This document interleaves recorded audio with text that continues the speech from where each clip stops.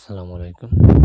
So আজকে আমরা দেখব কিভাবে ব্যাকএন্ড থেকে কোনো ডাটা আমরা ব্যাকএন্ড থেকে যখন আমরা কোনো ডাটা ফ্রন্ট এন্ডে পাঠাবো, ব্যাকএন্ড থেকে কিভাবে সেভ করে দিতে পারি। বা অনেক সময় দেখা গেছে ব্যাকএন্ড থেকেই যখন কোনো ডাটা ডিজাইন করতে পারি, মানে কোনো ফর্ম ডিজাইন করতে পারি বা ব্যাকএন্ডের কোনো কাজ করতে পারি। যেমন ব্যাকএন্ডে থাকতেই কোনো কাজ করতে পারি। ফর্মের ক্ষেত্রে এটা আমরা কিভাবে করতে পারি? মানে ফর্মে কোনো ব্যাকএন্ড ডাটা সেভ করে দেওয়া, আপডেট করা, ডিলিট করা এইটা কিভাবে আমরা করতে পারি?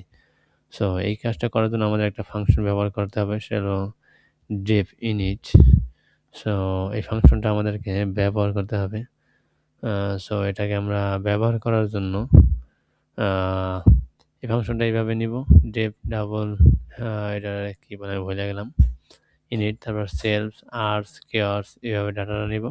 এবার সুপার ডট init আর্স কেয়ার্স আমরা জানি যে সুপারের মাধ্যমে কি কাজ করা হয়।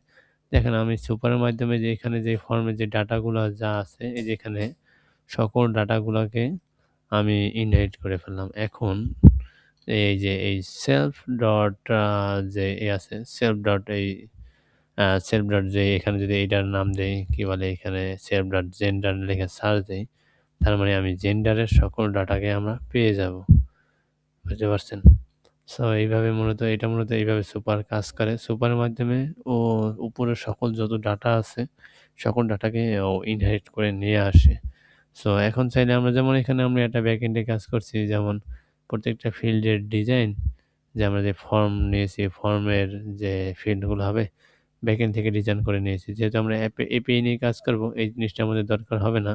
কিন্তু আমরা শুধু এইটুকু বুঝতেই হবে কিভাবে আমরা কোন মেথডের মাধ্যমে ব্যাকএন্ড থেকেই কোনো ফর্মে কোনো ডাটা আপডেট ডিলিট করে দিতে পারি। সো এই ছিল আজকে। ধন্যবাদ সবাইকে।